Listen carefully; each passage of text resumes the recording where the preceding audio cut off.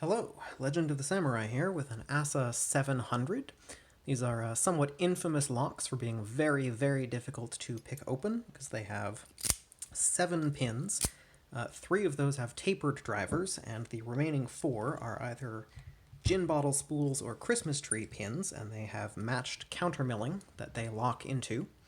So it takes some very, very precise float picking in order to get these open. So I will be using a single tensioner.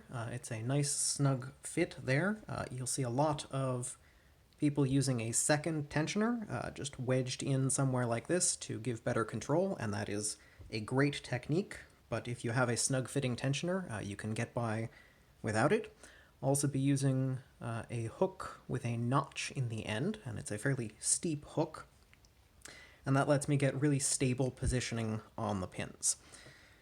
So first I need to get the tapered pins set, and I need to get all of the gins up into the milling.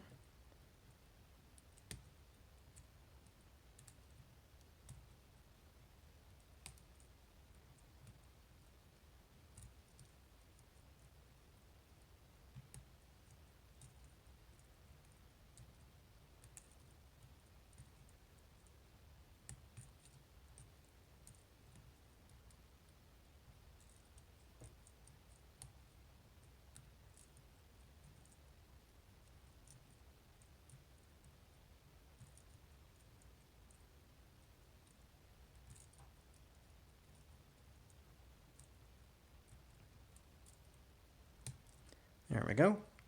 And you want to be careful not to overlift there, because there are usually torpedo key pins in here and you do not want to get stuck in an overset. Alright, now I'm going to go and find pin 6, and if you can see there's a springy range there, and that's the gin tip trapped in the milling. So that's how you tell when one isn't set. So now I'm going to rapidly tap at that pin as I back off the rotation.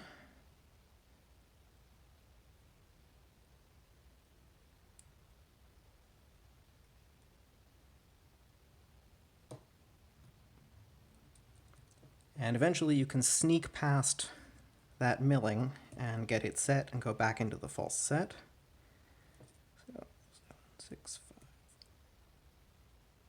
Find pin 4. Do the same thing.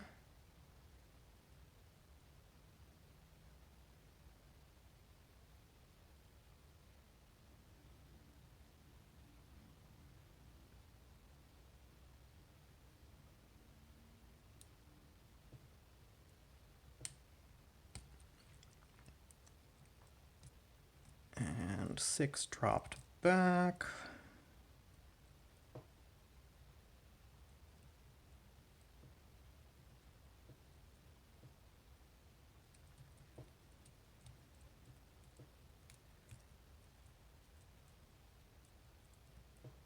Alright, that's those set. Now I'm going to come up to the front pin.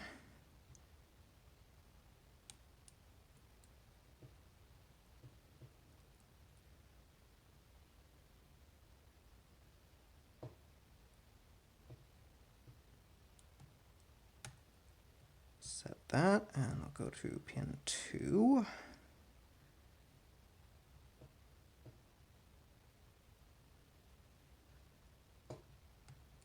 And we are open.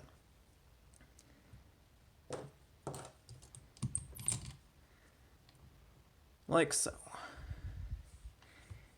And because this lock is from a mastered system, there are a few master pins in there, but I have it grub screwed from the top, so I can actually take it apart in the locked position and show that those master wafers don't actually come into play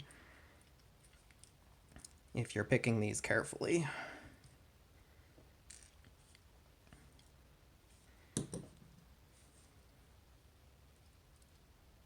So there's our first gin bottle spool.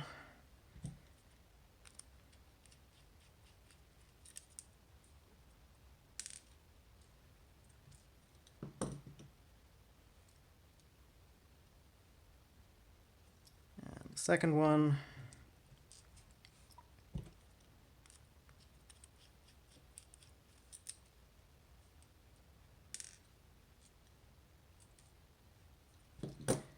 This will be a tapered driver.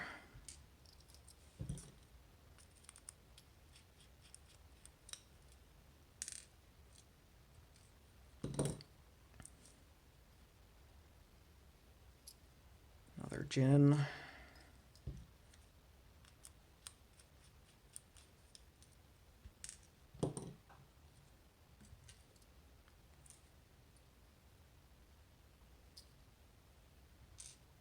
Another taper.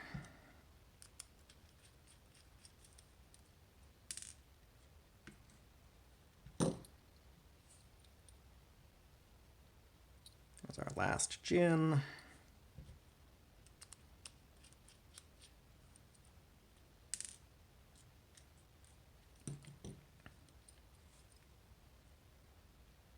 And our last tapered pin. Now if I relock the plug, keep everything lined up. There's our key pin and master there. Key pin, master there.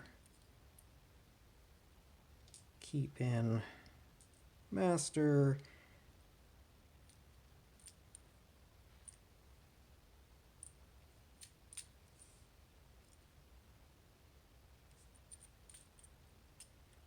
There is our first torpedo key pin, standard, and then we have two more torpedoes.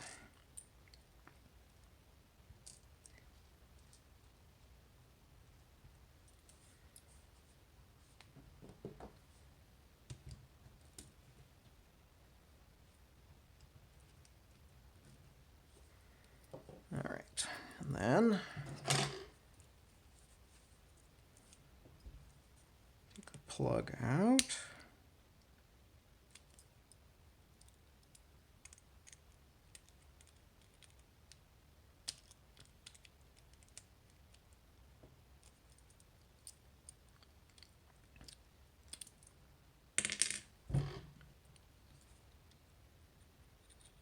And inside the plug, there are two of these anti-drill pins in holes, similar to the 600.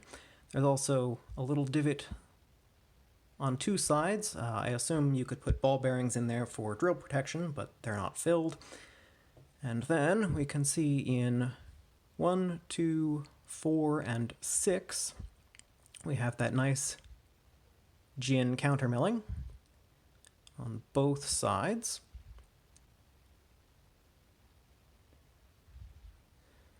And there is our keyway. And this is one of the relatively nicer keyways that they use in the 700s. And then our housing, nothing special. So these oval cylinders are fairly common, and they come with brass plugs up at the top here, but you can take a 3/32 or 1/8 inch drive pin punch, and if you've got the lock gutted, you can actually tap those plugs all the way through out into the middle of the core, and then a 632 tap can be used to thread the tops there for 632 grub screws, and that makes it very easy to progressive pin these, which I would very much recommend if you are trying to learn them. And also it prevents bricking the lock by dropping any of these gin driver tips into the countermilling. Okay, so we'll go close up on those. And then show that we have the normal gins, the tapers that I have only ever seen in the 700, but they are incredibly effective. And then we have our torpedo key pins, which if you overlift those, they get stuck and they do not come back down. All right, that is the Assa 700, picked and gutted. Thanks for watching, and have a nice day.